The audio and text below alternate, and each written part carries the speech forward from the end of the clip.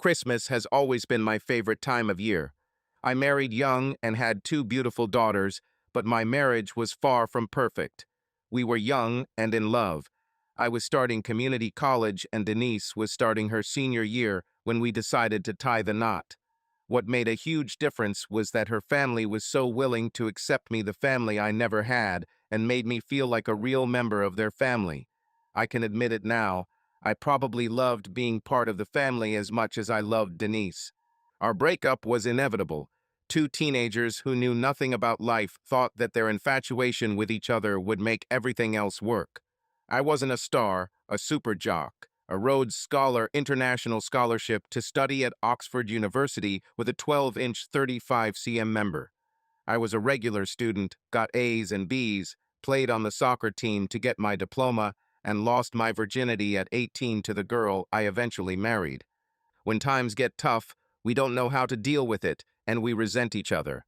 Her family often stepped in and helped when they could, but time after time, the great sex wasn't enough to make up for the difference in our wants, needs, and aspirations. In the end, we gave up. Sometimes I think it's a miracle that we lasted 5 years. Our dedication to our children allowed us to finally see our own problems behind us and to forge a surprisingly amicable truce that centered our girls. Even though Denise and I couldn't live together, it turned out that we got along much better when we were divorced. We shared our daughter's time, lived just one neighborhood away from each other, and worked as a team to ensure our personal differences affected our girls as little as possible. I initially rented an apartment downtown, but ended up buying one of the smaller houses in the same school district, just to make it easier. Most of the time, it was much more than I needed, but when the girls stayed with me, I felt at home, and we lived just a couple of miles apart. The area was nice, mostly young families in old small houses. Most people were welcoming, took care of their property, and over the years I knew many by name and exchanged greetings at the grocery store or while shopping. I started living in the suburbs. This was our fourth Christmas since the divorce. Denise lived with Eric, who I wanted to despise, but he was a decent guy with a great job and lousy taste in sports teams. He took care of my girls without trying to take my place. It took a while, but we developed a friendship, which wasn't a bad thing at all. My child support was just over $1,500, and the children were insured through my clinic. Even though we weren't married long enough to warrant child support, I paid another $500 a month just to make the kids' lives better. And to me, that was the only thing that mattered. Spending wasn't easy at first, but when I had nothing to focus on other than work, my numbers skyrocketed. 2 promotions in 3 years made the financial aspect much less of an issue, but increased travel made being available to girls less assured. Denise treated this with understanding and met me halfway. In return, I covered part of the girls' expenses, including music and piano lessons. Christmas was special. We celebrated Christmas with our family. I arrived early, we had a big family breakfast, and opened all the gifts together. I tried really hard to make sure the girls got their favorite things. At 6 and 8, they were still young enough to have simple wishes, and the magic of Christmas was as real as anything else. After lunch, relatives arrived with gifts, and we had a good old Christmas dinner with all the necessary treats. It felt good to be part of something. I had a Christmas jam at work, and Denise didn't, so we agreed that from Christmas until New Year they would live with me, and any time she could be free, we would usually work out something so that she could be with the children. It was decided that I would not leave the city, at least not for more than a day. Summers were wonderful when I was able to spend 2 weeks with them, and we usually spent them at the beach. Christmas was still different. Christmas was magical.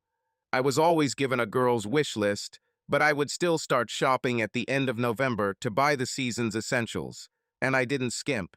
I bought them all so as not to miss a single one.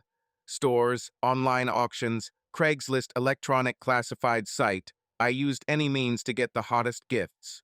The first 2 years I went to hell from Denise for buying everything on the list, leaving them nothing. Now I received a separate list of things that I was not allowed to buy. So I just finished wrapping my 44th gift in glitter paper with Barbie for Brianna and in paper with Hannah Montana for Alora. The 5th of December is the earliest date I have completed the bulk of my shopping.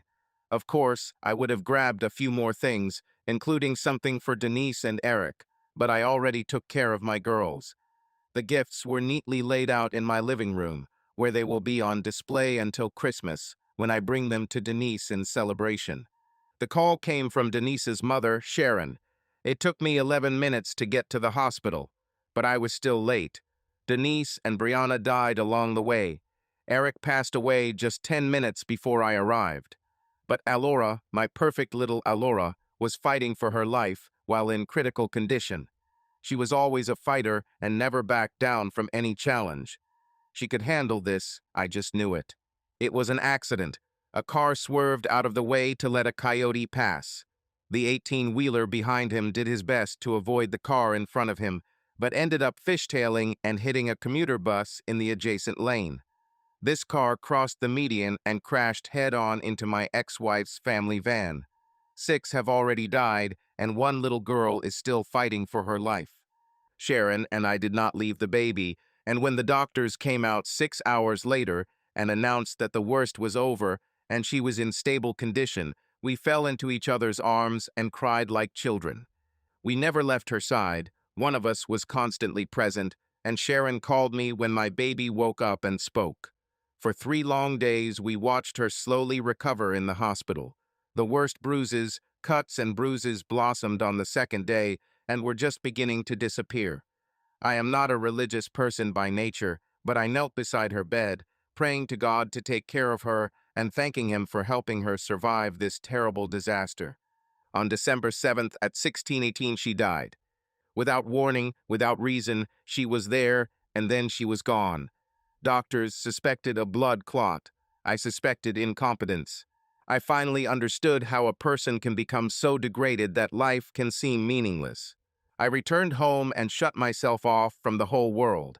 After a while, I picked up the phone. Damn, let's be honest. I ripped the damn wires out of the wall so I wouldn't have to listen to another bleeding heart tell me that, sorry for my loss. It was easier with a mobile phone. I just turned it off. Several people from work came and assured me that I could take as much time as I needed. They brought me food and news and left as soon as they felt they had spent the minimum amount of time required by the social situation. Denise's family took charge of the funeral arrangements. They tried to call and even came to see me to find out about my participation. I gave them a check for $10,000 to take care of the girls, almost wiping out their savings. What should I spend it on now? I couldn't bring myself to go to the cemetery, but I took a shower and put on my funeral suit. It was a gloomy day, gray skies, 20 mph winds threatening to blow the top off the outdoor tent. The ground was wet from the rain the night before. Just perfect. Thank you, God. Pissing on a guy when he's passed out. Well, pissing on you too. I shook the required hands and kissed the offered cheeks until I simply couldn't take it anymore. All these fake people. False emotions. Tell me how sorry they are and then go home to their perfect families and eat meatloaf. Fuck them. Fuck everyone. 14 days. 2 weeks in this dark house. I didn't turn on the light. No TV. I didn't wash or shave. I sat in a chair or lay in bed and rolled around. After the first few days, I had a few visitors, but I rarely let them in, and soon they had the decency to stay away. Only Katie from next door kept me from falling into complete oblivion. Every day, at least 3 times a day, she checked on me. I wouldn't let her in the house, but she had a key to the back door in case of emergencies, and she wasn't afraid to use it. She opened the windows wide and persuaded me to get out of bed and at least sit in the living room. She brought food, which she placed in front of me, and refused to leave until I at least tried it. I insisted that the key be returned to me, and she readily gave it to me, and she appeared again the next morning. She made copies. Bad bitch. She made me eat her breakfast again. And she spoke. God, how can this woman talk? I got tired of just listening. All the neighborhood gossip, town gossip, political gossip, school gossip, she was online and knew everything. Who is doing what? Gossiped about people who still had Thanksgiving decorations or Christmas lights hanging in their yard. Church incidents and neighborly squabbles she sat, drank tea or bourbon and cola if the sun had already set and brought me up to date. I did not care.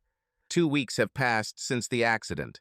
I have lost over 10 pounds 5 kg, and I really wanted to just crawl into a hole and die. But Katie wouldn't let me do that. She made it her personal mission to encourage me, to make me respond, to come back to life. And then one day, she slapped my hands. She came up to me and hit me in the face. Strongly. Damn it, Alex. Get it out of your head. Life is hard.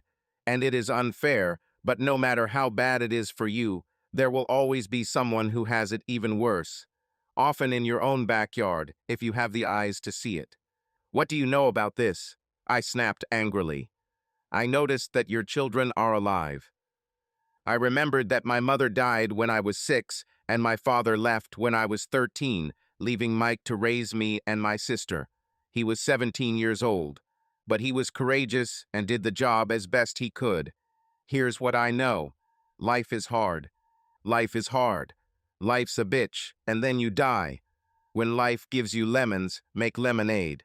When God closes a door, he opens a window. If I hear one more damn cliché, I swear I'll kill someone, I growled. Alex, you've had a hard time. You had 2 perfect little girls, and now they're gone. Your past is destroyed. Your little piece of immortality is lost. And no matter how bad it is for you, I want to remind you that others have it worse, but they continue to live. You should too, Katie said, kneeling down next to me and taking my hands. This woman barely knew me.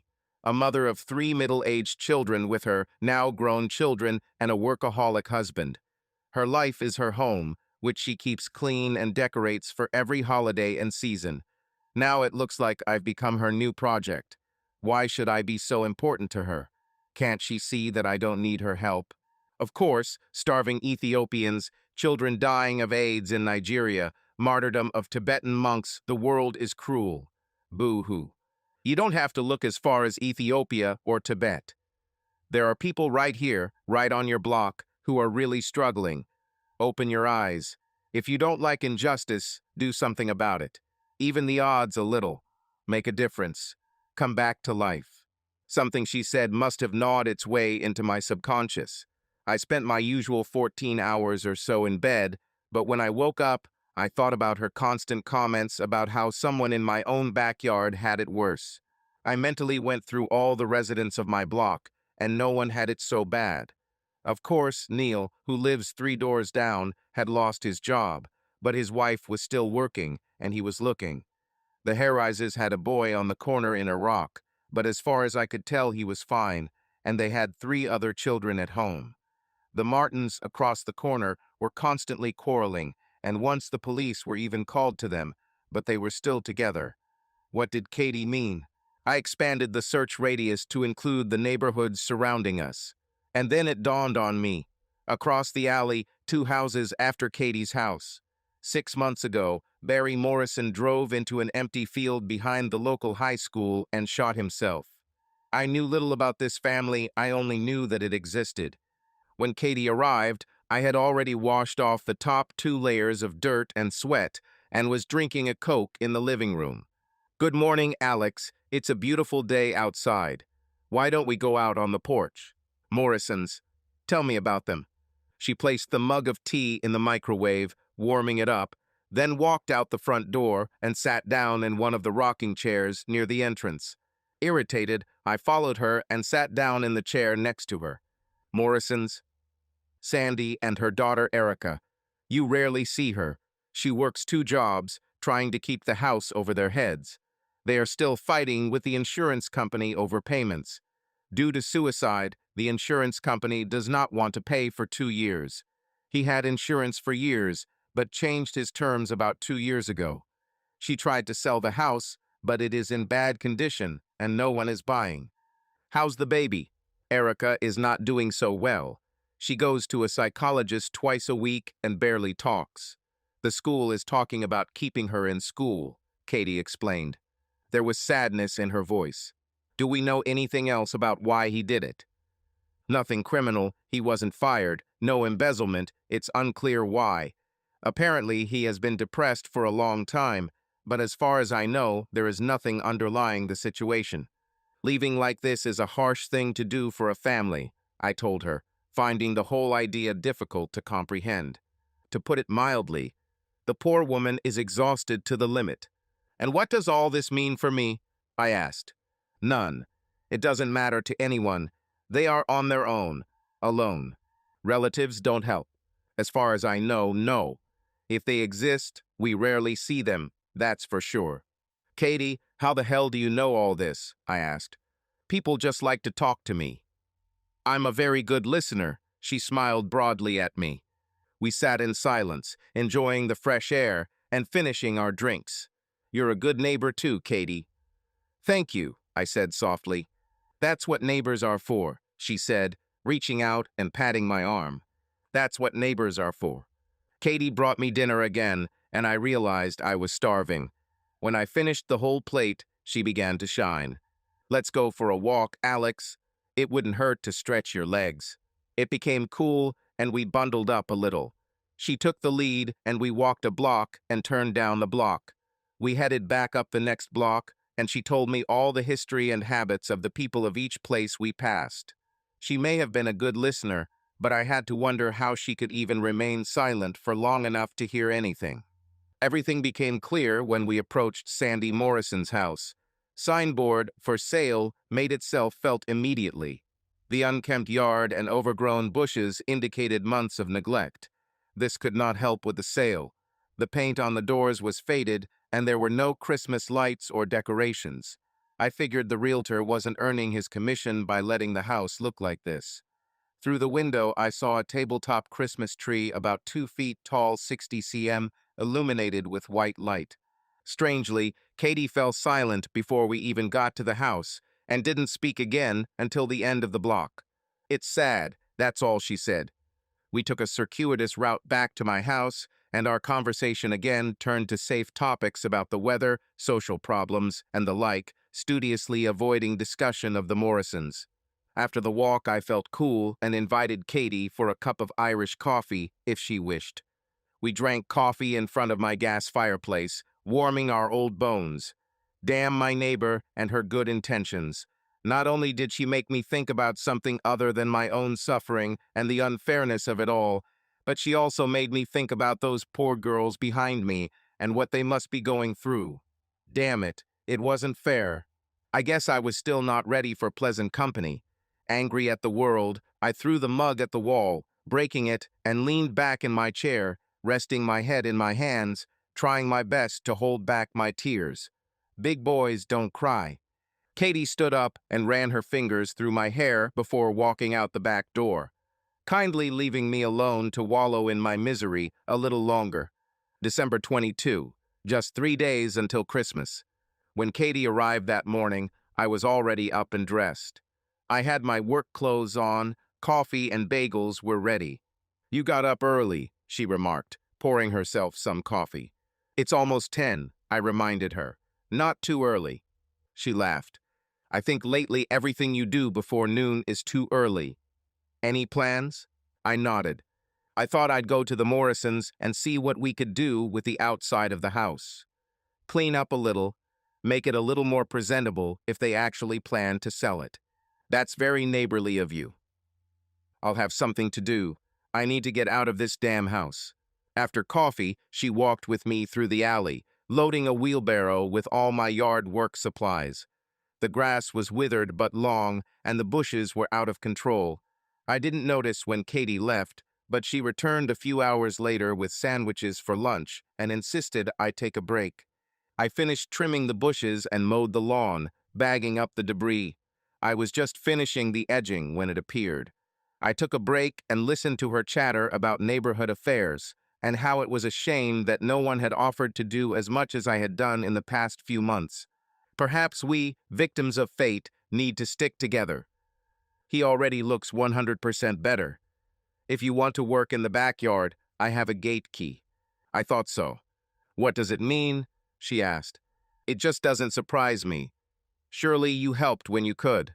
She sighed. Not too much. She's damn proud. Doesn't want help from anyone. I shook my head.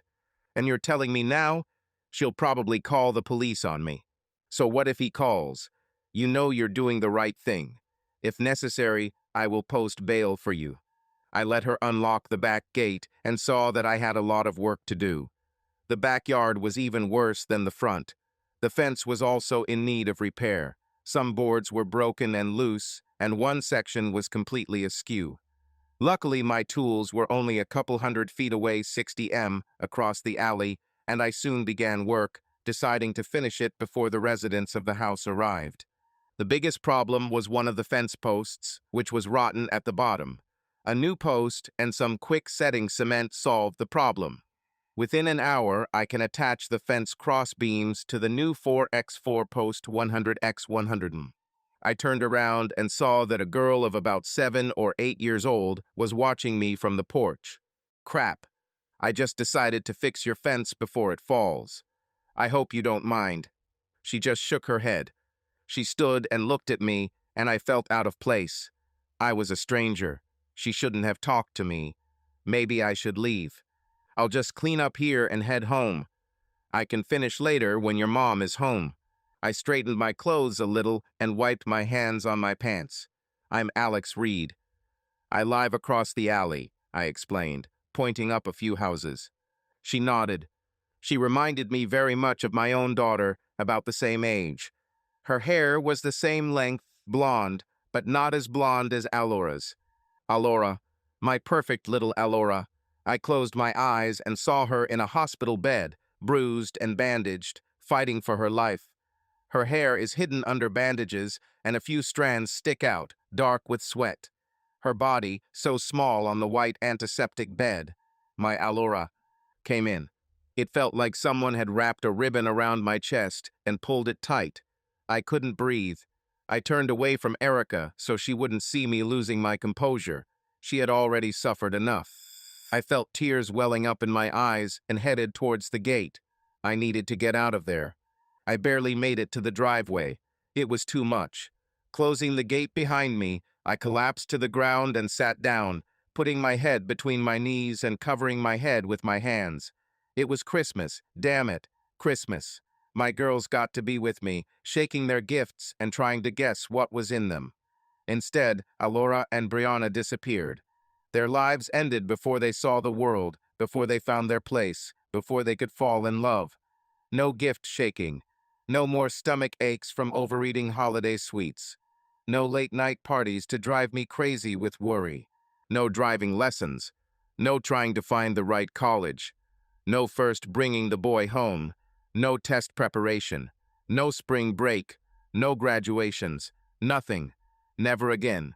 I cried, and the little girl who had lost her father stood next to me in the roadway, her hand on my shoulder, while I made a fool of myself. Erica, you know your mom doesn't want you to go out if she's not home. You better go back to the house. Mr. Reed will be fine. He's just tired. Come on, go. Katie took my hand and did everything she could to get me to my feet. Come on, Alex, not here. Let's take you home. I knew she was right. I stood up, wiping my eyes with my sleeve. I'll be okay. Just give me a minute. Pulling myself together, I took a couple of deep breaths and straightened up.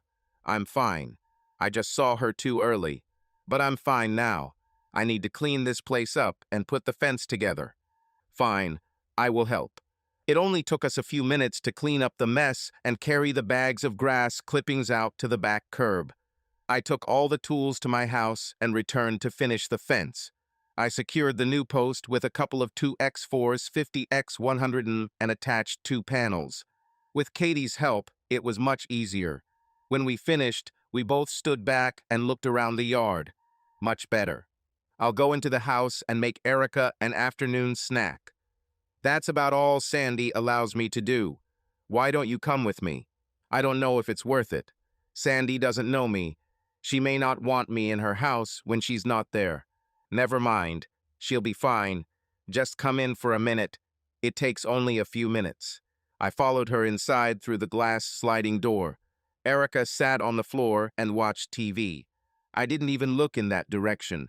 I was afraid that if I saw the wrong TV show, it would bring back even more painful memories.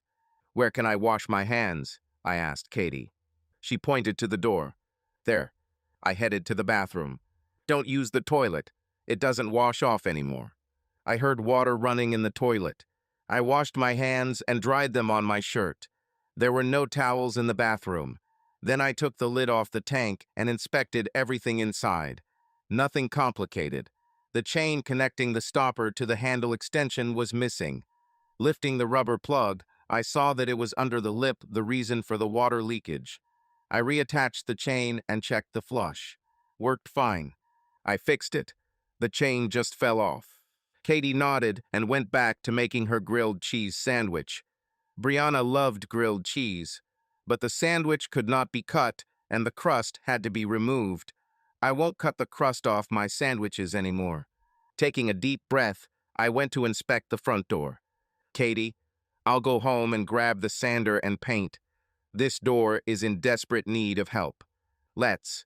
Sandy won't be home until late tonight, and if we're going to get in trouble over the yard and fence, we better get it triple." 15 minutes later, I was busy with the battery-powered hand sander, removing the worst bits of paint from the door. There wasn't much work. The door was already practically bare. I brought along 3 paint options, all of which I knew were approved by the Homeowners Association. "What color paint do you think I should use?" I asked Katie. "Let's ask Erica." She returned a few seconds later with Erica on her arm. "We're going to paint the front door, Erica. What color would you like?" We had a choice between white, light blue, and dark brown. She pointed to the light blue one and then sat down nearby to watch. "I've already removed the fittings. Having sealed the hinges and the lower kick plate door kick pad, I laid out a rag on the floor and began to apply a layer of paint from top to bottom. I looked at the girl who was watching me so intently. Next to her, I saw a Christmas tree, so small and bare, with one small package under it. Christmas trees aren't supposed to look like this. They should be large, full of all kinds of decorations, each of which has its own story. Special handmade jewelry with photos of your family members. Popsicle stick ornaments showing Elmer's glue. Flashing lights of different colors, candy canes and tinsel, and an angel on top. There should be gifts below, folded and scattered, so many that you can't even get close to the tree. This was the first year that I didn't have a Christmas tree. We used to go as a family to one of the Boy Scouts' Christmas trees and pick out the biggest, most flamboyant tree we thought would fit in my living room. Then we decorated it together, Christmas songs played in the background, and we sipped eggnog.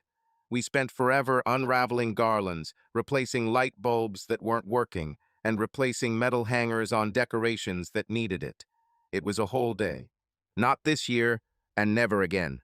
I realized that I had stopped drawing and stared at her. A long drop of paint from my brush flowed down the door. The little girl looked at me as if she understood. "Would you like to help me?" I asked. She looked around, as if asking if I was addressing her. "Yes, you." She nodded timidly in agreement. I reached into the paint bucket and pulled out a small brush. I pointed to the dial panels on the lower half of the door. "You can paint here, along the edge of the panel. This should be done with a detail brush like the one you have. Walk through the cracks." She nodded, dipped her brush, and began painting right along the edge of the panel, doing a good job. "It's perfect, like this." I went back to working on the top half and had to work around it, sometimes bending over to paint over it. She saw what I was doing, and I saw the little girl's mischievous heart for a moment as she began to back away from the door, causing me to lean further and further. "Hey," I said in mocking indignation, "you're doing this on purpose." When she giggled, clearly ignoring me, and continued her attempts to draw, I felt a small tug in my heart. It was nice to hear her giggle. "When you're done painting and you're done tormenting me, you can touch up the edges of the 2 hinges and the kick plate. If I don't bother you." Little Erica nodded and continued her careful tracing, working slowly and deliberately around the perimeter before moving on to the loops. I ended up kneeling next to her, painting the bottom half of the door while she worked on the trim. We switched positions so I could work on the side near the hinges while she finished the bottom trim. "Not bad," I commented, handing her a bucket to collect the remaining paint so she could dip her brush into it. I closed the paint can, peeled off the tape, and stood aside to look at the result. A little girl stood next to me, her blonde hair a stark reminder of everything I had lost. I took a deep breath to calm myself. Not bad at all. Do you think your mom will like it? I looked down at her as she thought it over. A smile slowly spread across her face. She nodded twice.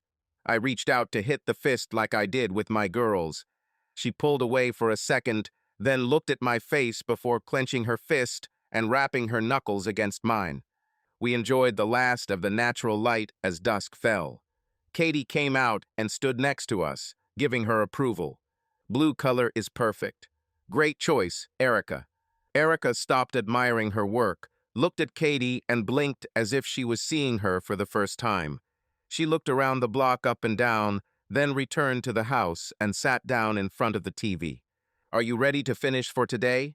asked Katie. "Yes, it's better not to rush while you have the opportunity." Having collected my painting supplies, I quickly hid all traces of my presence in the house. Except, of course, for the door, the yard, and the fence. Well, and the toilet, although that didn't really matter. When I got home, I cleaned myself up and sat down, thinking about what I had just done. I had mixed feelings, and a slight feeling of guilt crept in for taking liberties in someone else's home. But thinking about the little girl and what she must be going through made me think that anything I could do to help was worthwhile. The thought was dangerous. I realized that I was not very polite to the people who tried to help me. Determined to remedy the situation if possible, I found a new telephone cable for my phone and connected it. I picked up the phone and heard a dial tone. Fine. I made a list of calls and got to work.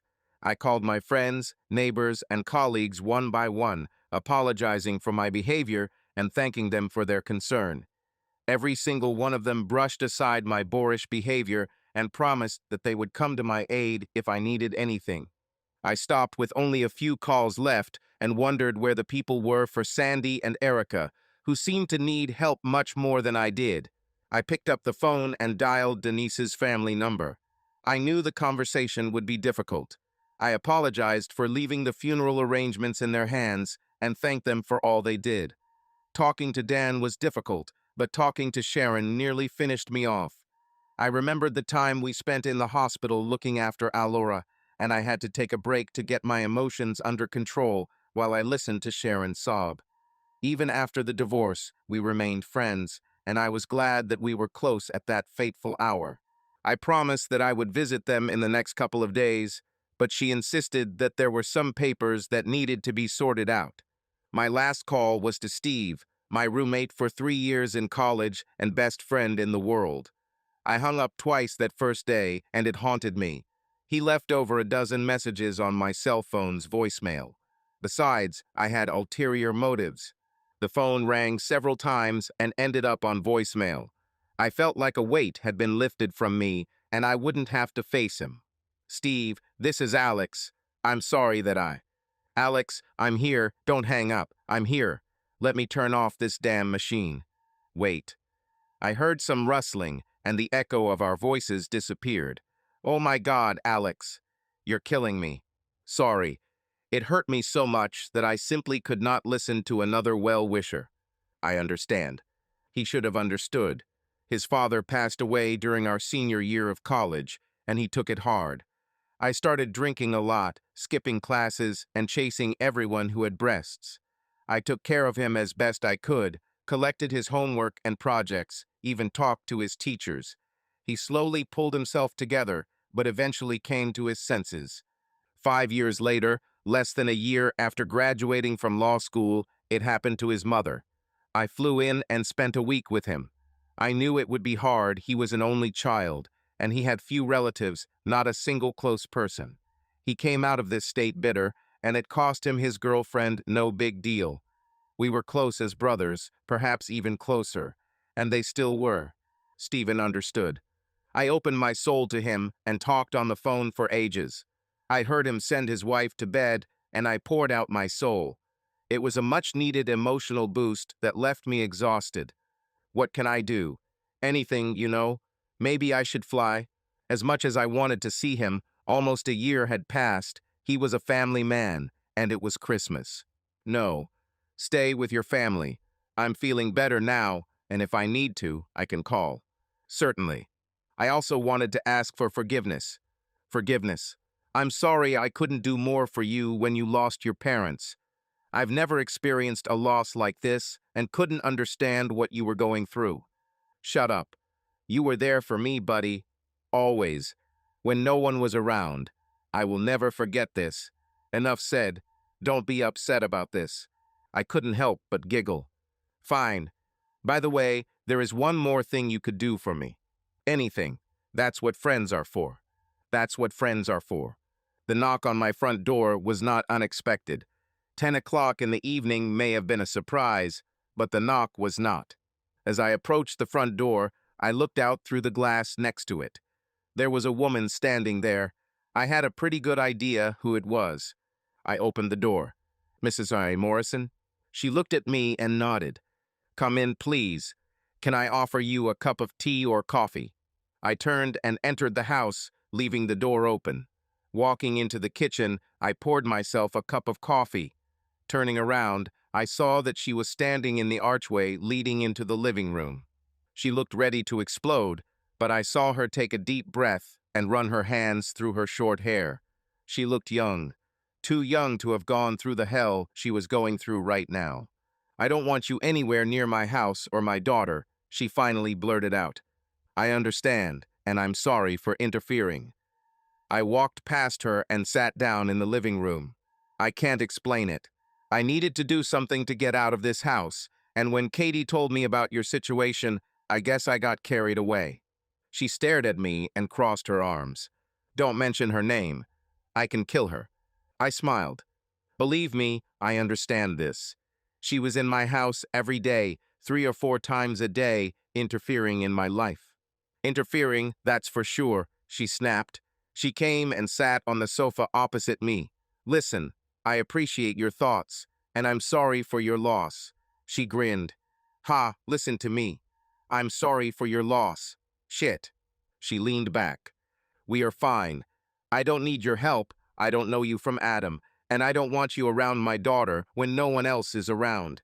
Jesus, you painted my damn front door blue. A little presumptuous, don't you think? I smiled. I would choose a wood tone. Blue is Erica's choice, one of 4 approved colors according to our Stalinist Homeowners Association. She leaned back, rolling her eyes.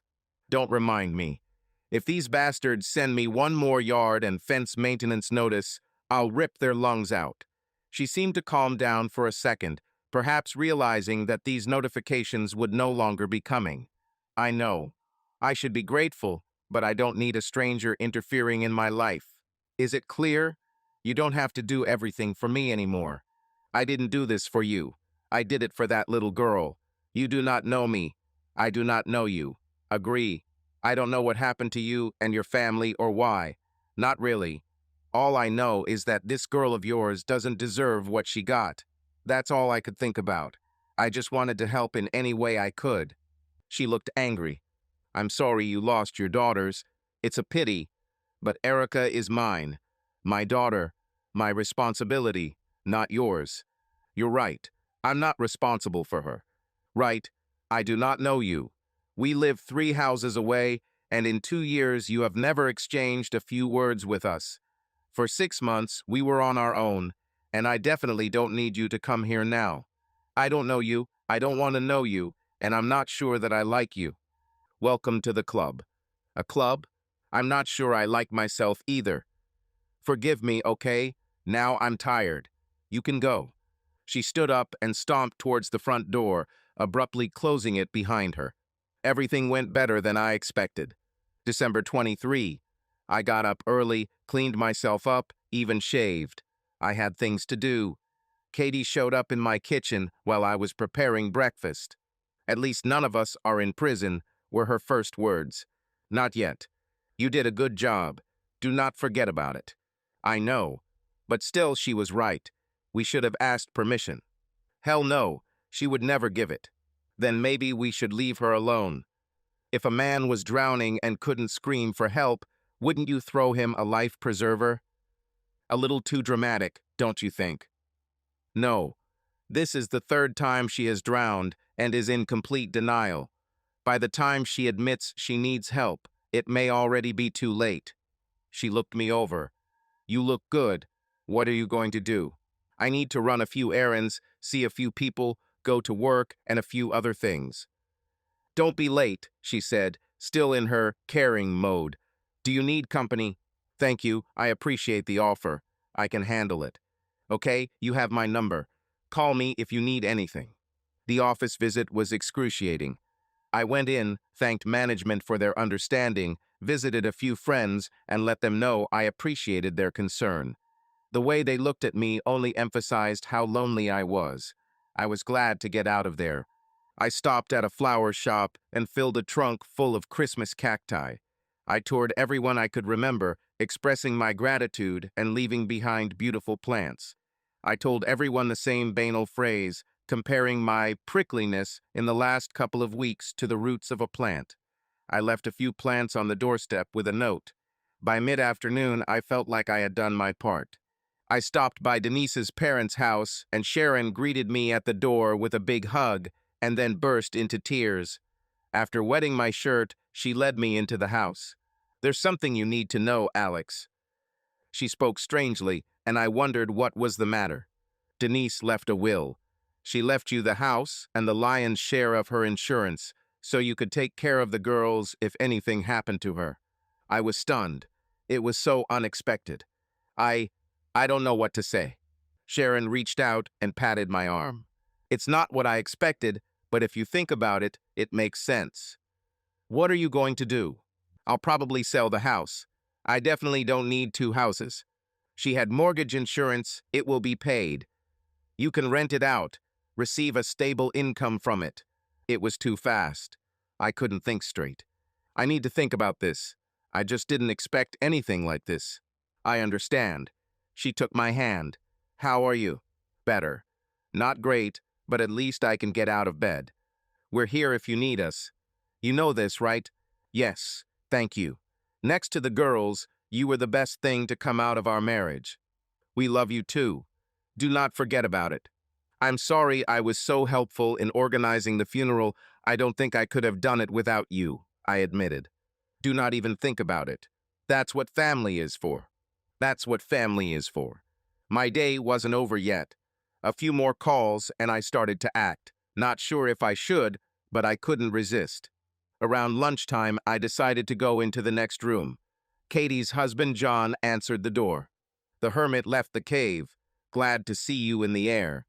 He shook my hand, letting me inside. Kat, Alex is here. Katie came out of the kitchen, wiping her hands on a dish towel. How was your day? Not bad. A few surprises, but I survived. We're going to eat. Would you like to sit with us? Maybe. When do you think Sandy will come home? I think about 9. And what? I just want to talk to her if possible. Then do you have time for dinner? Certainly. By 8:30 p.m., I was enjoying a cigar with John as I sat in their driveway, trying to figure out what our football team's chances were of making the playoffs. We positioned ourselves strategically so that I could see the Morrisons' driveway. When Sandy arrived, I pulled away from John and jogged across the alley. Sandy, can I see you for a minute? She looked ready to shoo me away, but after a few awkward seconds, she crossed her arms, leaned back against the car, and raised her eyebrows. I'm sorry again that I entered your house without your permission. I know it was wrong. All I can say is that I wasn't thinking very well. She rolled her eyes. Anything else? Yes. I know you said you don't need my help, but I'd like you to talk to someone. I have a lawyer friend who is willing to look into your insurance situation for free. Like you and me, he has experienced several losses in his life, and he would like to help you if he can. If you just call him, he'll see what he can do. I saw that she wanted to say no, but she was thinking about it. She chewed on her lower lip, which I saw was cracked. She looked exhausted. I took out his business card and handed it to her. It will only take a couple of minutes. It won't hurt. She finally nodded and took the card from me. This is all? And the last thing. Tomorrow, I'm going to my ex-wife's house to clean out the refrigerator and get rid of her Christmas tree. Now, this is my responsibility. I was going to throw the tree away. This is one of those artificial light-up trees that I have never been able to stand. I thought if you don't mind, and she's not too much of a nuisance, I could bring her here and you could take her off my hands. Otherwise, it will go to the landfill. I quickly spat out those words before she could find fault with me. She seemed to accept that I could interfere, at least that way. She sighed and finally spoke. Fine. It would be nice. If that's all, then I'd like to go inside. My legs and back hurt, and I have to get up early tomorrow. This is all. If you want, you can call Steve tonight. He's a night owl and is waiting for your call. Good night. I quickly left before she had time to change her mind. I had hired Kathy for dinner the night before, assuming everything had gone well with Sandy, and by noon we were back at the Morrison house and knocking on the door. Erica let us in, and we dragged all our belongings with us. I folded the tree and left it on the doorstep, while we made room for it in the living room. After putting it in place, I brought out a large plastic box with Christmas decorations and suggested that Katie and Erica start getting the tree into a holiday appearance. My weekly cleaning crew showed up right on schedule, and I tasked them with thoroughly cleaning the entire house. I've been feeling guilty for the past few weeks, chasing them away, and I've been begging and cajoling them into doing this favor for me on Christmas Eve. The four-person team set to work like whirling dervishes, rushing through the rooms in pairs, leaving gleaming chrome and sweet smells in their wake. We only had a few hours, unless Katie was mistaken, and I had one more big task ahead of me. The carpet cleaning was a little late, but showed up shortly after the cleaners finished the living and dining rooms, and I moved most of the furniture into the hallway and kitchen. They got to work right away and finished the bottom floor in just over an hour. While they worked, I decorated the front yard and house with Christmas lights. I was hoping Sandy liked traditional multicolored garlands. I didn't really like all white and used my own garlands to decorate her house. By the time I finished, I was already sweating and nervous about the time. The carpet men left first, reminding me to let the carpets dry for another hour before putting the furniture back in place. They were soon followed by a cleaning crew who I rewarded handsomely by giving them an extra $100 for coming on Christmas Eve. I moved into the house, where the lights were already on, and saw that a Christmas wonderland was waiting for me. Katie and Erica did an amazing job using what I brought and also took the Morrison's decorations out of the attic and used them too. It was difficult to tell that this was the same house. You ladies did an incredible job, I announced, standing in the doorway. Katie looked a little disheveled, but very pleased with herself. Let's finish quickly. I need to go home. John will kill me. I promised her that we would finish by 4, and it was already almost 5. She held an open house on Christmas Eve and invited half the neighbors that evening. She only had a couple of hours left to complete her preparations. I hugged her for all her efforts and escorted her away, while I began moving the furniture into place, working at a frantic pace to get everything done before the unsuspecting owner returned home. Erica followed along, arranging all the lamps, baskets, and trinkets, adding additional holiday decorations along the way. When the last of the furniture was put in place, I turned and smiled at her. This is our secret, isn't it? If your mom asks, the Christmas elves have stopped by to help you clean up. You did great, Erica. She smiled and extended her hands to me. I leaned over and hugged her. Thank you, she whispered before letting me go and disappearing down the stairs. I felt a lump in my throat. Whether it was the fear of being caught by her mother or the joy that she uttered her first words addressed to me, I could not say for sure. By 8 o'clock, Sandy still hadn't shown up on my doorstep with a shotgun. I guess she was going to wait until Christmas to whip me for minding my own business. But I didn't care. I felt good, the best I've felt in 2 weeks, thinking about this little girl having a real Christmas. Children should have Christmas. I cleaned myself up and decided, as promised, to stop by the neighbors when Steve called me. Hey, Steverino. Only my grandmother can say that, asshole. Merry fucking Christmas to you too, I teased. I heard him chuckle. Merry Christmas, that's right. At least for your neighbor. How is that? I asked, suddenly interested.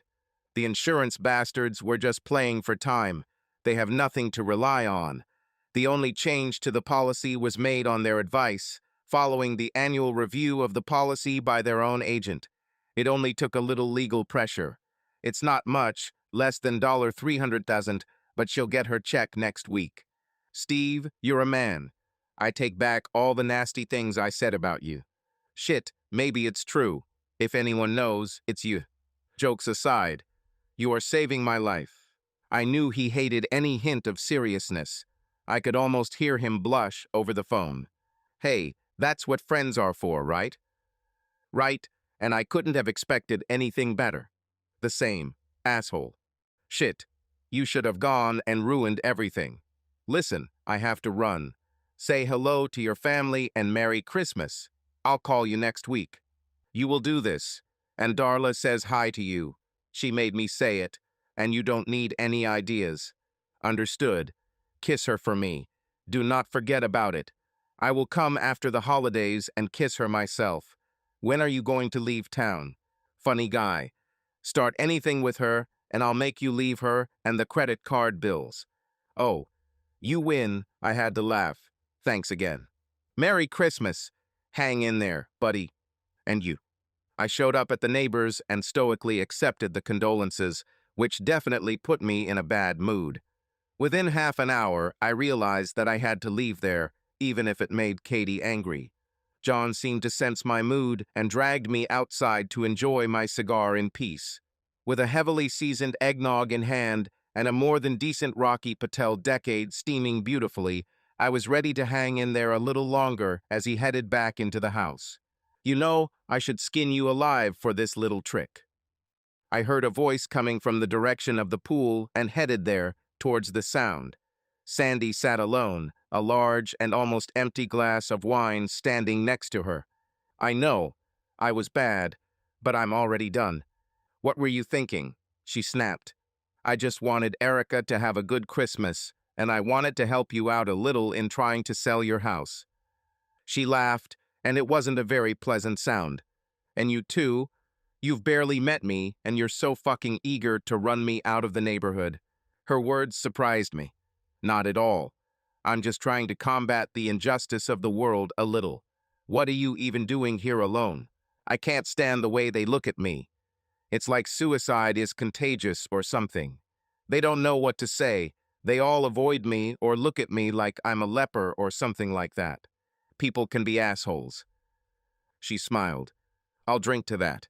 I sat down next to her and silently drank my 80% strength eggnog. We watched as a small group came out and began talking while lighting their cancer sticks. I know you want what's best, Alex. But you can stop now, okay? She said softly. Then the last thing. Please, enough. Steve called. Everything is settled with insurance. You'll receive your check next week. She looked at me as if I had grown a third eye, completely stunned. Is it true? Is it true? She finished the wine, swallowed it, and leaned back in her chair. Crap. They've been dragging their feet on this for 6 fucking months, and then all of a sudden, like this, she snapped her fingers. They're ready to pay? Steve is great. She leaned forward and put her head in her hands. After a few seconds, I saw that her body was shaking. She cried silently. I'm sorry it took so long. If I had been a better neighbor, we could have sorted this out months ago. She sat up abruptly, and I saw streaks of tears on her face. No need. Do not apologize. Just don't, okay? Fine. I felt awkward sitting there while she wiped her eyes and turned away from me, looking at the backyard. I leaned over and took her empty glass.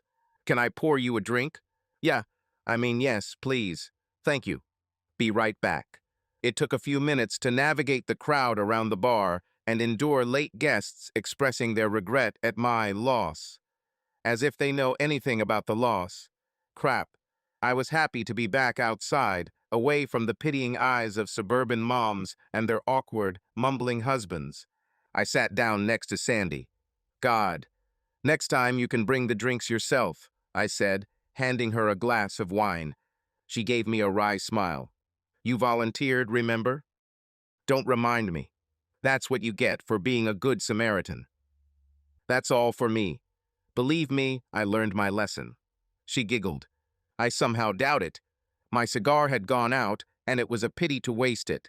I ventured out into the smoking area to light a cigarette, and immediately regretted it when I caught the sidelong glances they cast at each other and realized what they were thinking. I did not stay there any longer than I should have, hastening to return to my solitude and Sandy, the only kindred spirit this evening who could feel even a tenth of the loss that was consuming me. I wanted to do one more thing, but I didn't know how she would take it. I thought that perhaps after another glass of wine she would agree. Sandy, I don't know if I like this. Are you up to something again? No, maybe, but not really. I mean, can I show you something next door? She gave me a strange look that lasted quite a long time. Can I take some wine with me? Certainly. It will only take a minute. She stood up and walked out the gate. We walked around the fence and out into my driveway and backyard. As we crossed my patio, she said, "Just because I drank a little and because you did something good doesn't mean you'll succeed with me, I hope you know." Her words hit me like a bucket of cold water. I didn't even think about anything like that. I turned and looked at her. She didn't look bad, not at all. She looked good, and even if she was ridiculously thin, I could see that she was an attractive woman. It's funny that I didn't notice this at all. I froze, trying to think of what to answer. Oh my God, Alex, I'm just teasing you. It took me a few seconds to answer. That was the farthest thing from my thoughts. Certainly. Trust me, I understand. Her sardonic retort was more surprising than the initial tease. Without waiting for an answer, I entered the house and led her into the living room. What did you want to show me? I turned on the living room light and moved out of the way. Holy crap, I gestured to the pile of gifts. They were for my girls. I don't know what to do with them. Is this all for your girls? She asked, looking at me in surprise. Yes, I kind of overdid it. That's for sure. I wish Erica had them. She doesn't need to know they're from me. They can all be from Santa if you want. If you don't take them, I don't know what to do with them. This is too much, Alex. It's a nice gesture, really, but this is too much. Please, no strings attached. Do it for Erica. She was silent for a moment and then turned to me. Why? Why now? I don't know. Look, they're just lying there. Eventually, I'll give them to some charity or something. I have a lot of gifts, but there is no one to give them to. And you have a sweet girl who has just one gift under the tree and could use a little joy in her life. She walked around the room, fingering the gifts with her feet and not answering, taking a sip from her glass from time to time. Eventually, she came back and stood next to me. She stood silently for several seconds, apparently pondering her answer. It's not fair, she finally muttered. This was not what I expected. Not a damn thing. Life is as unfair as I can imagine, I answered honestly. Good people suffer for no apparent reason, and idiots seem to easily glide through life without a care in the world. Innocent little girls are having their lives senselessly ended. The lives of kind-hearted neighbors are ruined, as if it were some big cosmic joke. I heard my own voice getting louder and more disappointed.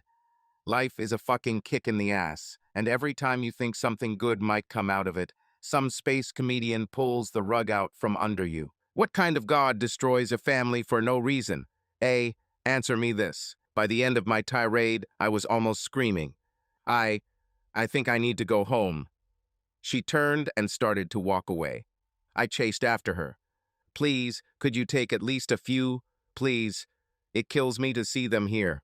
She stomped around a little, then stopped. Without turning around, she said, "Bring what you want around midnight." She then slipped out the back door. After she left, it took me a few minutes to come to my senses. I made a complete ass of myself. Well, okay, everything is as usual. I decided to visit Katie again to at least wish her good night. My nosy neighbor caught me as soon as I walked through the door. John told me that you were somewhere nearby, but I couldn't find you anywhere. I met Sandy, and we kind of hid out in your backyard, heartbroken." She looked at me in confusion. I was a little surprised that she came. She didn't say a word about what we did this afternoon. "Lucky you." "I still have the scars," I teased. I then told her a little about our conversation, including the insurance situation and the gift deal. God bless. Maybe she can finally stop working 16 hours a day and be able to spend time with her daughter. It will be great. I was wondering what you were going to do with all these gifts. I was afraid that you would make a memorial out of them, leaving them there year after year until the dust was an inch thick. Her words stung a little. "I'm not that bad." "No, not bad. Although you made me a little worried. It's just hard to go through. I understand it. I think this is not a problem now." She smiled. "I think no. Erica is a happy girl. I don't know if that's true, but at least she'll have a good Christmas." "I'm glad you came today. Many of our friends were worried about you. Your appearance was a good Christmas present for them. I can't say that this worries me very much. I know it sounds cruel, but their feelings are not high on my list of priorities right now. This is fine. It's still nice that you came. I appreciate your invitation, and for being such an annoying neighbor as you have been for the last couple of weeks." She laughed.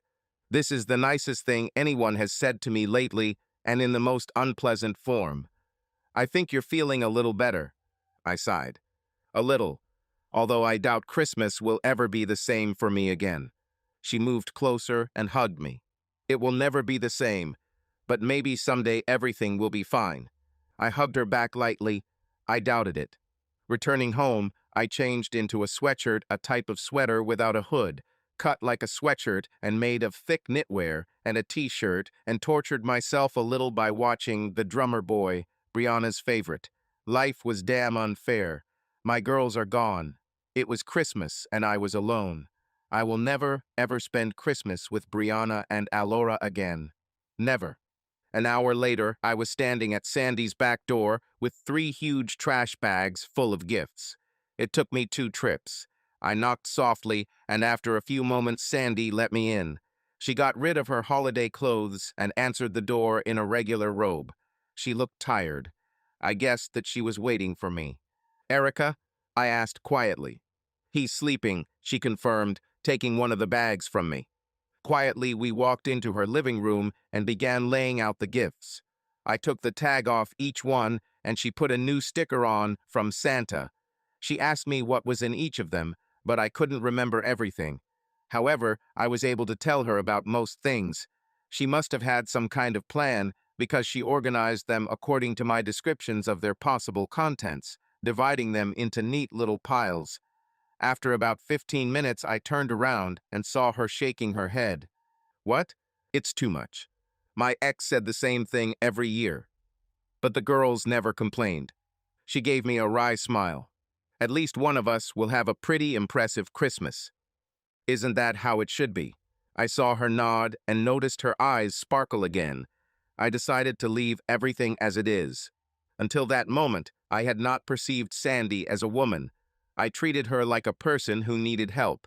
But after she dressed up for the party and commented on my patio and the fact that she was wearing only a robe, I was almost ashamed to admit that I was looking at her.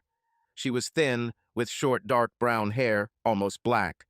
At the top, she was not very large, but when she moved on all fours, arranging gifts, I looked several times into the upper part of her robe and saw her very feminine breasts heaving. Her legs were as thin as the rest of her, but had decent calves. Some of her movements weren't exactly feminine, and I found myself peeking under the bottom of her robe, looking at her pale inner thighs or glancing at her round backside giving shape to the robe. Her face was cute. A small upturned nose, a narrow mouth with a curved upper lip, natural eyebrows, fuller than usual above large brown eyes. These eyes were extremely expressive and, to some extent, mesmerizing. I stared at her too often, and eventually she caught me at it. "What?" she asked. "Nothing," I quickly answered. Trying to justify myself, I explained. "You just look happier than I've seen you before." The corner of her mouth turned up. I guess for once you see me when I'm not mad at you. We finished with the gifts. I carefully stood up and carefully walked around the beautifully wrapped gifts. I turned and held out my hand to Sandy as she tried to get around them without stepping on one. She almost made it, but at the last moment she tripped, knocked over a pile, and fell on me. I caught her and held her, pulling her along with me until the wall stopped my retreat. She looked up at me and my arms were still wrapped around her, pressing her closer than I intended. Her hair smelled like strawberries. I should be angry with you, she said, pressing herself close to me. I know. I pulled her to her feet, but she clung to me, pressing herself against me. We don't need anyone. There was anger in her voice again. I shrugged, which was hard to do while holding a frail woman in my arms. I do not have anyone. Her gaze softened. I'm sorry. It's not worth it. I'll be fine. Closing my eyes, I thought about my children again. I felt like I was on the verge of a breakdown again. Without warning, her lips were on mine, gently at first. Then I felt her fingers dig into my skin, and she began to kiss me fiercely, pressing her teeth firmly against my lips. I held her tightly to me and opened my mouth, responding to her ardor. It was like nothing I had ever experienced. She pressed herself against me, kissed me, hugged me, hit me, scratched me, and I stood hugging her and absorbed it all. I waited for her to calm down, and when she didn't, I reached down and picked her up by the ass, holding her tightly as her legs wrapped around me. She bit my lip hard, and I tasted blood, and her claws dug into my shoulders. I felt anger and disappointment in her, a desire to somehow fight off the injustice of all this. I echoed those feelings, accepting them, expanding them, and returning them in return. Yes, I was angry too. Furious. The taste of his own blood on his lips only added fuel to the fire. Like everything else, her taking out her anger on me when I was the only one in the world trying to help her was blatantly unfair. It hurt me too. I've lost so much more. A lot of things. I'm tired of being treated like dirt. Wrapping one arm around her from behind, I grabbed her hair with the other and pulled her back, making her sigh. I lowered my mouth to her slender neck and bit it, sucking her flesh. Both of her hands reached for my head, tangled in my hair, and pulled my face towards her. Her thighs slammed against me, and her bare feet stamped the tattoo on my back.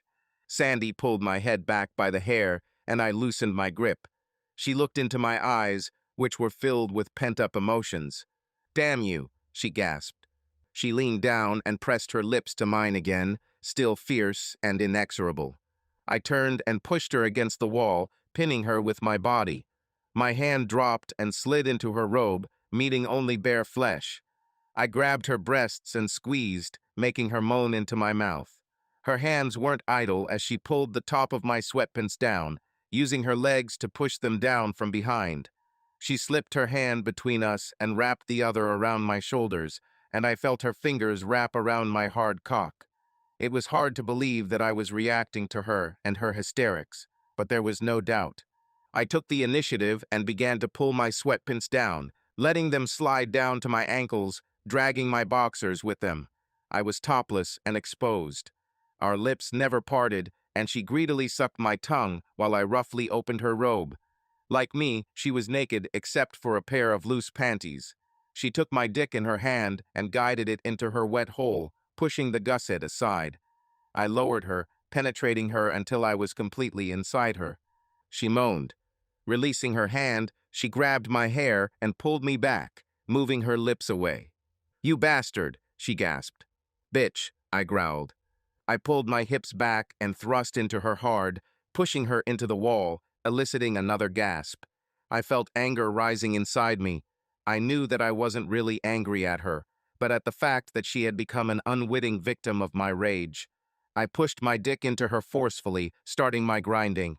Pulling away, I did it again, even harder, trying to drive her straight into the wall. She gasped as if I had hit her.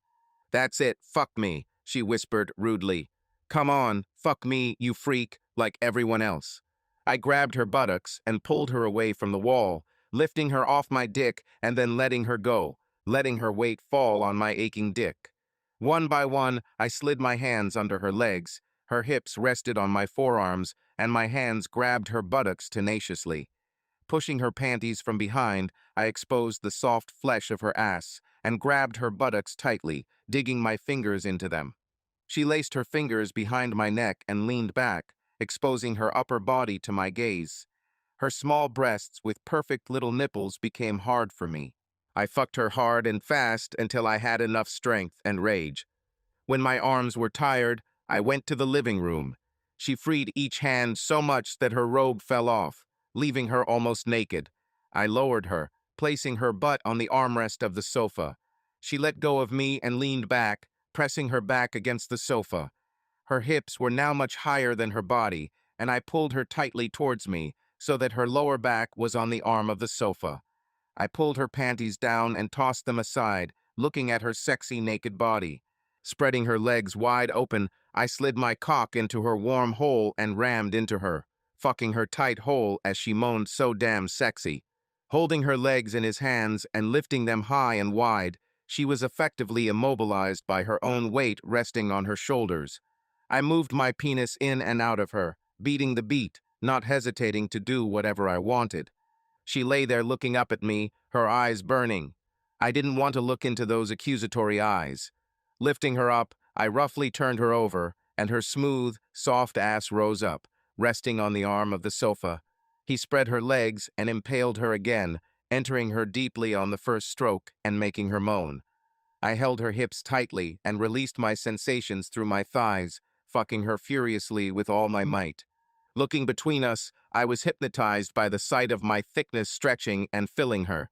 With each stroke, her flesh pressed against me, stretching outwards before giving way.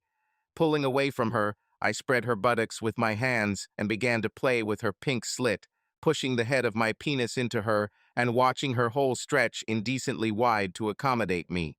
I slowed down the pace, stretching her poor ass cheeks hard and slowly pushing my cock into her. The incredible sensations overcame my irritation, and I simply enjoyed thrusting into her for a long time, making her feel every inch of my length, pushing far until I felt resistance deep inside her. I couldn't stand it anymore. Grabbing her hips, I leaned over her, pounding into her, filling her. I felt how her wet canal grabbed me, dragging me along to the edge of desire. Looking down, I saw her twist to look at me. Do it.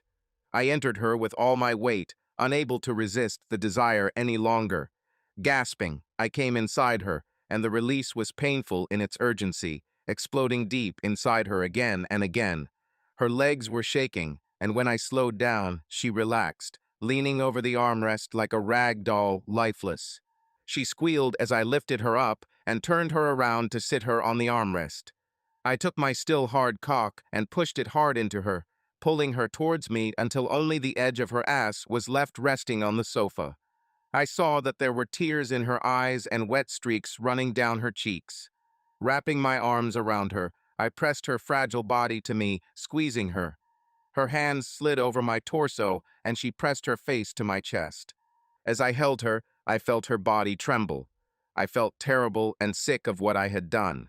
I fucked her brutally, used her, taking out my frustration and unhappiness on the only person I knew who had already suffered enough on his own. Then I felt tears welling up in my own eyes. We hugged each other desperately, clinging to anything that could get us through this terrible time in our lives. My arms relaxed, as did the tension in my body. I caressed her back, feeling her ribs under the soft skin. Then he pressed his lips to her hair, kissing her tenderly.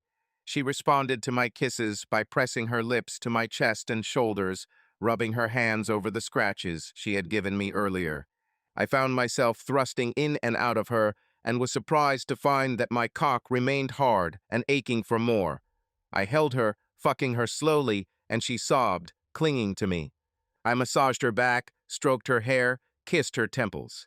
"Forgive me," I whispered. "Don't," she sobbed. "Don't you dare apologize. Not now. Never." Pulling her head back, I lowered my lips to hers, kissing her tenderly. "I won't." "Fine." She looked up and touched my lip, pulling away her finger, which was red with my blood. "Oh my God, I am so sorry. I didn't want to do this. No apologies. Do you remember?" In response, she reached over and kissed me on the lips. When she pulled away, I saw a small red spot on her lips. I kissed her back, feeling her respond to me as she continued to move inside her. Her legs spread wider to receive me. I looked down to see where I was going. When I looked into her eyes again, they were glowing. "Take me to bed," she whispered. "Are you sure?" "No. Do it anyway." I stood up carefully, my dear sister unfortunately still impaled on my rod. She wrapped her legs tightly around me and grabbed me with both hands. Grabbing her cute little ass, I slowly walked up the stairs. With every step, I lifted her up and down, fucking her along the way. At the top of the steps, she giggled in surprise. "What? You're stronger than you look," she said, softening her words with careful kisses to her chest. "You are as light as a feather. I need to feed you." She smiled slyly.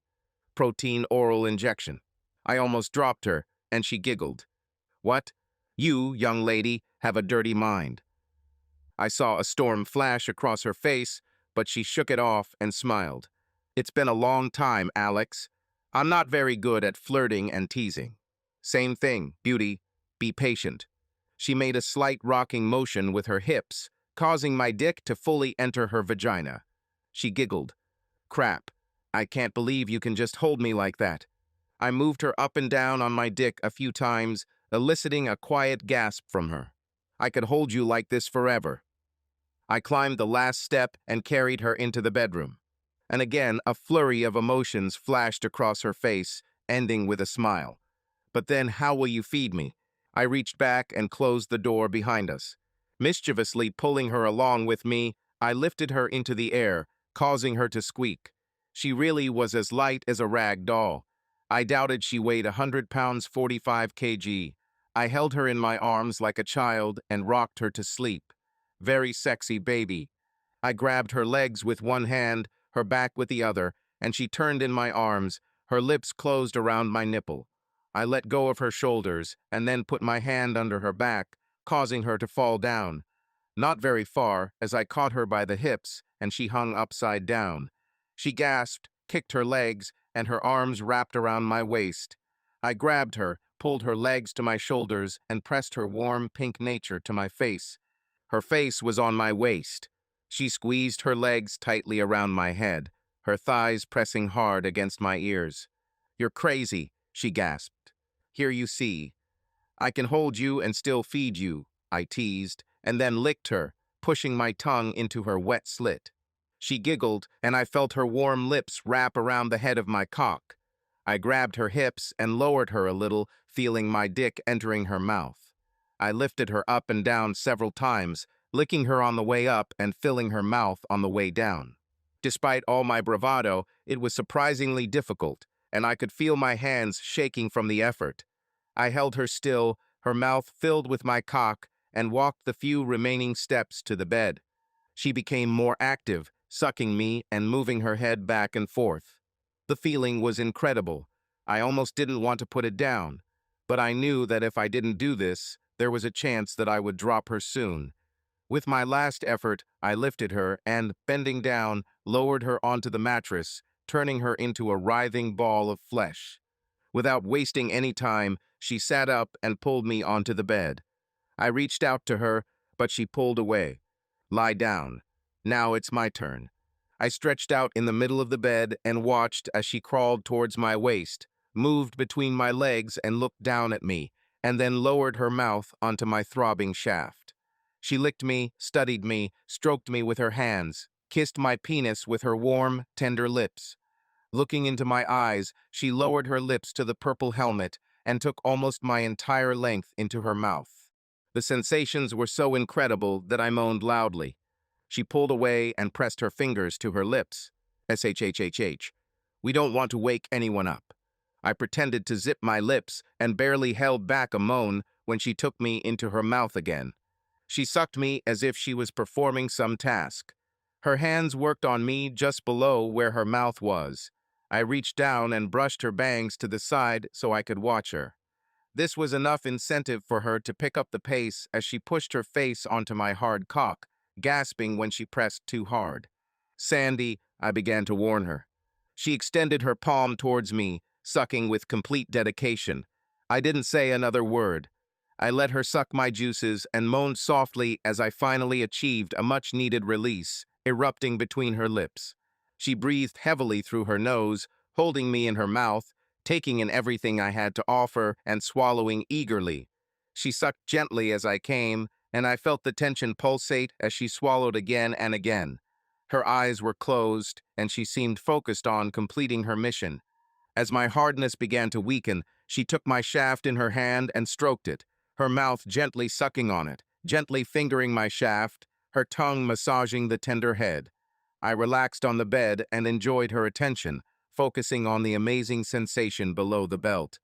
The thought of me needing to get hard for her and continue our play was combined with her devoted attention, and after a few minutes I finally responded, getting hard in her mouth.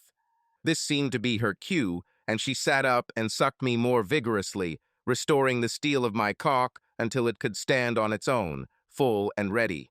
Sandy moved up my body, grabbed me around the waist, and pushed my trousers soldier back home. She impaled herself slowly, moving up and down my cock until I was fully inside her again. Then she rested against me all the way and stretched sweetly. It was beautiful, her slender body pointing upward, her arms reaching to the sky, her head thrown back, the curve of her ribcage accentuated by the hollow of her belly, her perfect small breasts standing boldly and eagerly, the pink tips showing off their small, firm caps. After a few moments in this position, she relaxed with a sigh, leaning back and leaning forward until her hands rested on my chest. "Thanks for the food," she said with a teasing smile. "You're amazing," I admitted. She smiled sadly. "It's nice to hear such words from someone. It's been a long, long time." I reached for her, and she slid onto my chest, and I hugged her. "What a pity. You're so beautiful." "You don't have to say this," she said into my shoulder. "But you are like that." I held her, thrusting my hips, fucking her slowly as I held her. "I am not like that. I know it. Everything is fine." I reached up and lifted her face so I could lean forward and kiss her. It was a long, gentle kiss, and then I just hugged her. I continued to move my hips gently, not wanting to lose contact with her, staying hard and filling her. "Just hold me a little, okay?" "As much as you allow me," I assured her and wrapped my arms around her, hugging her to me as if I would never let go. I felt her trembling, her arms hugging me tightly. Her back tensed and fell spasmodically, and I heard her crying, clinging to me. I didn't try to calm her down or console her. I just held her, peppering the top of her head with kisses, holding her tightly to me and pushing my dick into her over and over again. We spent several long minutes like this until she gradually relaxed and her death grip on me loosened. I loosened my grip, allowing my hands to explore her body freely, stroking it, caressing it, cupping her tight little ass with my hands and thrusting into her. She responded slowly, pushing away from my strokes, her tits pressing against my chest. Pulling her tightly to me, I propped myself up on one arm and rolled over, lifting her body off the bed and laying it underneath me. Once on top, I let go of her, lifted my torso in my arms, and entered her with long, slow thrusts. She looked so small and vulnerable underneath me. I leaned down and kissed her, and she grabbed my head and kissed me back hungrily. Finally, she let me go and I continued fucking her, happy to be where I was. I looked down at her, wondering how I had not noticed how beautiful she was from the very beginning. "Stop staring. I can't help it. You're so beautiful. I want to remember everything connected with you." "Am I too skinny?" she asked. "Nothing that a few servings of food can't fix," I teased. I fucked her in silence for a while, and then lifted myself up to penetrate her more thoroughly, spreading her legs for better access. She lifted her legs back, keeping her ankles almost parallel to her head. I spread my legs and straightened them, lifting my hips high before plunging into her. She gasped, and I smiled as I came on top of her, fucking her fast and hard, her wide-open pussy screaming to be filled. For the first time that evening, I felt how deeply she responded to me, how she trembled. She pulled her legs free and wrapped them around her knees, pressing her shins to her beautiful face. I dropped to my knees, leaned over and pressed down on the back of her legs, fucking her as fast as I could, feeling the need to come building inside me. "Harder," she breathed, "harder." I slowed my pace a little and added more weight to my strokes, pulling her towards me to meet my onslaught. She panted continuously, her toes curled and her legs stretched out. I watched in delight as her head fell back and her eyes rolled back into her head as she came all over my cock, her whole body trembling and her breasts turning red. As she began to calm down, panting, I grabbed her hips and began fucking her as fast as I could, feeling my own need peak. Unable to hold back any longer, I buried myself deeper into her, thrusting my hips forward hard, filling her. Sandy screamed, letting go of her legs, which kicked and shook as she came along with me. I stretched out over her, and her legs slowly wrapped around me. Her big eyes looked at me with amazement, calming my pride. I kissed her tenderly. "You're amazing," I told her. She blushed. I, "I've never been like this," she muttered. I was exhausted from head to toe, and my legs and arms were shaking from exertion. The front of my thighs ached from being hit against her, and my dick felt like it was being put through a wringer. I rolled off her and lay on my back, breathing heavily. She rolled over and pressed her upper body against me. I hugged her, holding her close. There was so much I wanted to say, but I didn't know how or where to start. Instead, I just kissed the top of her head while she hugged me. I reached up with my other hand and stroked her side before letting my palm fall to her breast, holding it gently as my fingers lazily played with her nipple. She moved closer, crossed her leg over mine, and lay half on top of me. It allowed my hand holding her to wander, to touch her, to feel her. I felt the wetness of her crotch press against my thigh, cold and wet. I closed my eyes, my hand reached across her back, my palm cupping the warm flesh of her ass. Her breathing was slow and steady, and her arm was draped across my chest. I pressed my lips to her hair one last time, leaned back, and embraced this sweet, sexy, restless woman with pleasure. I woke up with a start, confused. I was alone in a strange bed, with the blanket pulled up to my chin. Daylight streamed in through the window, and I sat up, confused. It took me a few seconds to remember the events of the previous evening, and I looked around for Sandy. I started to get out of bed and realized that I was naked. My clothes were still down there somewhere. I pulled the blanket up to my waist and looked around for something to cover myself with before noticing my clothes from last night folded on a chair nearby. I pulled on my panties and dove into the bathroom to take a much-needed leak. He splashed water on his face and borrowed her brush to run it through his disheveled hair. I then took a sip of mouthwash and tried to look at least somewhat human before heading back to the bedroom. I was pulling on my sweatpants when Sandy showed up with a cup of coffee. It smelled amazing. She smiled and handed it to me. She was wearing pajamas and had obviously showered and cleaned herself up. Her hair was still damp. "Hurry up. There's a little girl down there who's almost bursting with the desire to open her gifts." I took a sip of the coffee, hot and strong, then passed it back to her for a second while I pulled on my shirt. I straightened it out and picked up my coffee to take another sip.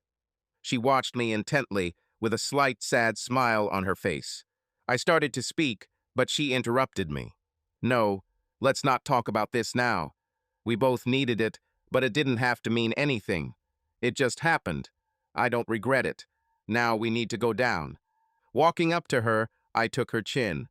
I could see she was nervous and wondered if she had been rehearsing that little speech. I leaned down and kissed her gently, continuing to kiss her until she responded. "I just want to say that you are amazing." "Is it true?" "You keep saying that," she teased. "What will Erica think?" I told her you had a sleepover. She can probably guess what that means. Kids these days are so precocious, but she doesn't seem to mind. "Shit, I feel like a jerk ruining her Christmas with you." She hit me, her small fist slamming hard into my chest, almost causing me to spill my coffee. "Shut up. It's because of you that she has a Christmas worth remembering." She turned and headed down the stairs, and I had to take my eyes off her cute little ass before I had a physical reaction that would be almost impossible to bear. I noticed that she moved unsteadily and wondered if she was in as much pain as I had been this morning. Maybe, maybe even more. We headed straight to the living room and sat on the couch, a foot apart from each other, while Erica waited for us, standing next to the gifts, almost shaking. She watched her mother with concern, glancing in my direction just long enough for her to smile quickly. When her mother nodded, she dove into the gifts, grabbing the closest one and tearing it open. She oohed and awed over each new gift, while the pile of unwrapped toys became smaller and the room gradually filled with more and more toys. She squealed and jumped up and down as she opened her iPod Touch and pulled out a $50 iTunes gift certificate. She had been pretty quiet up to this point, but then she ran up to her mother and hugged her tightly. "He knew, Mom, he knew," she screamed with joy, stopping to open her gifts to open the box containing the iPod and pull it out, examining it carefully and holding it reverently in her hands. I felt a warm hand rest on my arm and squeeze it gently. I twisted my wrist and took her hand in mine, intertwining our fingers. I looked at Sandy and saw tears in her eyes. With a sob, she carefully brushed them away. As usual, the new clothes were dealt with quickly, tossed into the growing pile, but she examined each item, holding it close to her body, asking her mother's opinion on some of them before moving on. I listened to Sandy laugh at her daughter's antics and thought it was the most beautiful sound I had ever heard. Erica is almost done with the gifts. I saw her reach for a large box and squeezed her mother's hand. "Maybe it's better if this gift is the last," I whispered. "Erica, dear, this is from Mr. Reed. Why don't you open it last?" Erica looked up, and her surprise was the same as mine. She pushed the box aside and continued to sort through the pile of wrapped gifts. A small wallet containing 5 $10 bills was another top seller, as were roller skates, each of which required another scream and a trip to my mother's lap, causing more giggles and laughter from the woman next to me. Sandy smiled widely as she took the wrapping paper from her daughter and filled the trash bag with it as she received it. I was torn apart. All the gifts I had so carefully chosen for my girls were disappearing. I couldn't help but think about how I would have spent my Christmas if fate hadn't given me such a kick in the teeth. A couple of times I felt tears welling up in my eyes, and I lost my breath. Sandy moved closer, pressing her leg against me, holding my hand tightly in both of her laps. Then I saw the joy on young Erica's face and wiped away my tears, taking a deep breath, knowing that this is what my daughters would have wanted. Their hearts were as big as the world. I felt Sandy's head lean against my shoulder, and I squeezed her hand again. Finally, the gifts are over. There are 2 gifts left. The one that was there that first day, the one that seemed so far away, but was actually just 3 days ago, and the biggest one. She looked at us, then began to tear the paper off her mother's gift. Inside was a book-sized jewelry box, and she opened it with a squeal. "Grandma's necklace?" she asked. "You always liked it," Sandy said.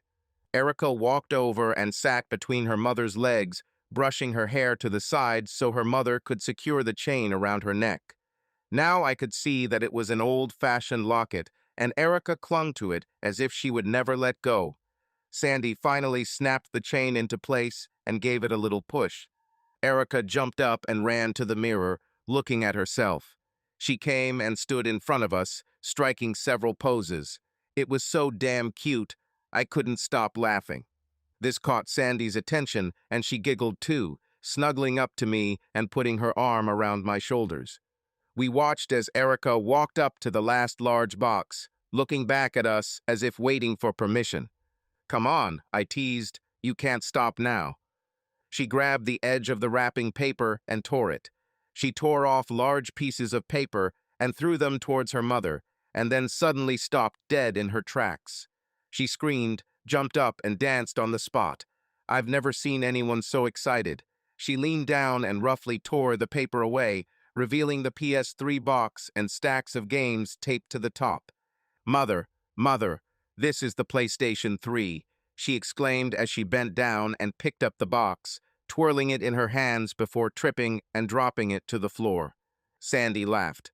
"Carefully. You don't want to break it before you have a chance to use it." Erica climbed over the coffee table between us and climbed onto my lap. She hugged me tightly and squeezed me so hard that I thought she might break something. I felt her breath on my ear. "Thank you, Santa." I felt her soft lips press against my cheek, causing tears to well up in my eyes. I held her close to me.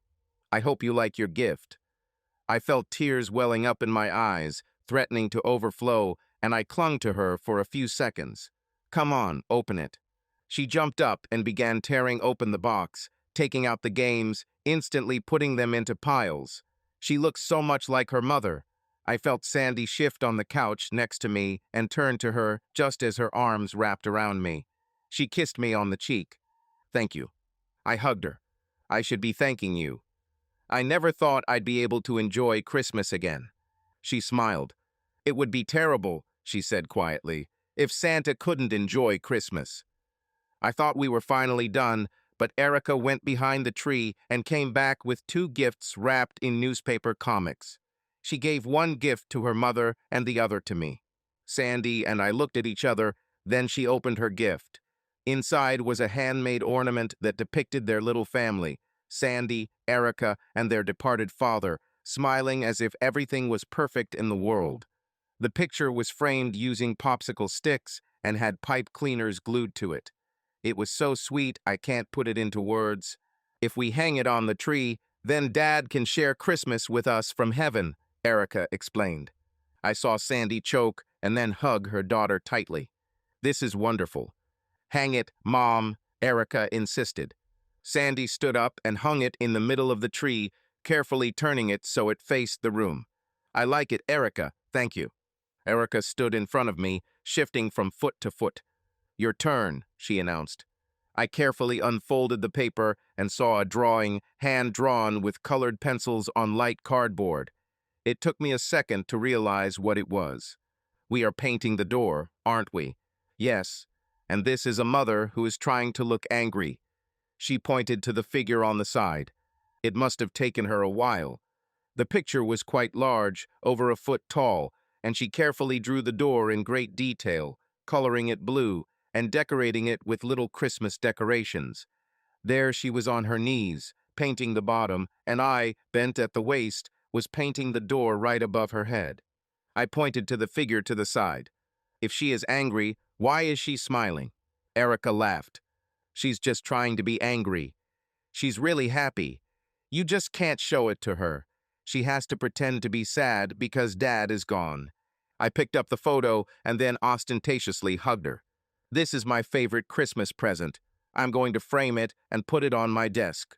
Erica climbed onto the couch and hugged me. "Will you connect my PS3?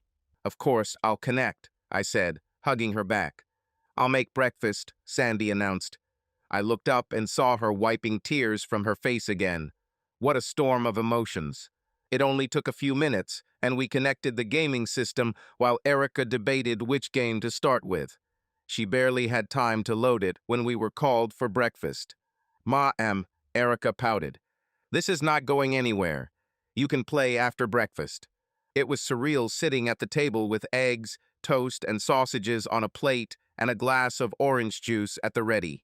Erica had a bowl of cereal and a tall glass of milk, just like in an ordinary family. I was still amazed at how talkative Erica became when she told us about her gifts. "Can Taylor come over and play with us later?" she asked. "We'll see," Sandy told her. "It's Christmas and her parents might want her to stay home today." "What are your favorite gifts?" I asked. She seemed lost in thought, and I saw her hand reach for the locket hanging around her neck. It was funny to watch her face scrunch up when she really thought about it. "I think it was your sleepover," she finally announced, catching me off guard and nearly causing me to spill my orange juice all over the table. Sandy was no less surprised. "Is it true? Better than PS3?" she asked. Erica nodded vigorously. She looked at me. "Mom is happy." I looked at Sandy and saw that she was blushing deeply. I reached out my hand and ruffled Erica's hair. "I'm happy too. Happier than I thought I could be." Erica nodded solemnly. "I know. Your girls have gone to heaven too. These were their gifts, right?" I nodded. "I knew they would want you to have them." She ate a spoonful of her cereal. "Alora was nice. During class, we made a poster for her. I drew an angel. It was hard to hear her name. Suddenly, everything seemed wrong. I got to sit at the table with her and Brianna, listen to them chat, watching them fight over playing with each other's gifts. Now I have no chance of this. The room blurred, tears for my lost girls filled my eyes. "Don't be sad," Erica said, touching my hand. "They are in heaven now and can watch us. They wouldn't want you to be sad." I forced myself to smile. Surely the poster was beautiful. I wish I could see him. "Mrs. Orris, Viola will probably let me take it home for you," she said. I wish I could. Erica ate her cereal as quickly as she could and pushed her empty plate away. "Can I play now?" Sandy gave her the go-ahead, and she headed straight to the TV. Sandy and I looked at each other. "She's become quite talkative," I noted. "Thank God," Sandy said, standing up and collecting the plates. "Let's hope everything works out." I gathered my things and joined her at the sink. "I must go home." "I understand," she said quietly. "I need to visit my wife's relatives." I promised. "But I'd like to come by later if you don't mind. Maybe we could have dinner together." She seemed a little distant. "You do not have to. You've already done enough." I hugged her and felt her tense. Don't tell Erica, but her drawing was my second favorite Christmas present. I felt her relax a little, and she turned to me, allowing me to give her a good hug. I leaned over and kissed her tenderly. She giggled. "Oh, really? Is it true? The overnight stay was my favorite. This gift should hold you over for a while. One more night, and I'm unlikely to be able to walk again. You are a monster." Her smile softened all the bitterness of these words. No kidding. I would have to learn to speak with one lip. Her eyes opened wide, and she brought her hand to her mouth. "Forgive me," she whispered. I kissed her again. "No apologies, remember." She smiled. "Fine. It would have been nice to have dinner, but I didn't have anything special planned. Let me take care of dinner." She smiled lewdly. "Right, you promised to feed me." This made me blush. "Actually, if you're not in a big hurry, maybe feed me one more time before you go." I looked at Erica. "She'll be fine. You won't be able to tear her away from these games for several hours." She took my hand and led me to the stairs.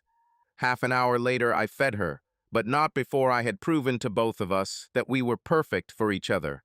It was quiet and gentle, and just what I needed to let me know that the previous night had not been a one-time fluke. A year has passed since that first Christmas.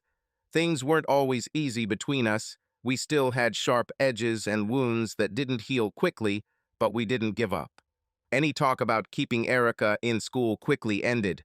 She's as straight a student, smart as a whip, and even talks about how she's going to play volleyball. That Christmas, her spell of silence broke. Within 6 months, I moved in with Sandy and Erica, and we became landlords, renting out my 2 homes and using our newfound wealth to buy out several foreclosed homes, renovate them, and rent them out. Sandy quit her job and was enjoying her new career as a real estate tycoon. Even renting sometimes became a headache. By September, we were talking about getting married and decided to skip the big ceremony and fly to Vegas for a mini vacation and a quickie wedding. We even convinced Katie and John to join us for a couple of days. Katie was our matron of honor. Steve and Darla also surprised us with their appearance. He insisted that if I was going to volunteer to wear the noose again, he would be my best man. He's always been like this. Now we are packing gifts for Erica. I think overdoing it at Christmas is a habit I'll never break. Every now and then, I can't help but pat Sandy's belly. Erica is thrilled to have a baby brother by summer. And I'm excited about our new Christmas tradition. I can repeat our first Christmas sleepover. Sandy even wore this stupid, ratty old robe. She promised never to get rid of him. Christmas will always be bittersweet for me, and sometimes I still feel sad and need a little time alone to think about those little girls whose lives were so unjustly cut short. I miss them terribly and think about them every day. Christmas will never be the same again, but I'm not complaining. Subscribe to our channel so that your love doesn't cheat on you, and go ahead and listen to the next story. because this story is nothing compared to the next one. If you're under 18, don't even think. Click to the next one.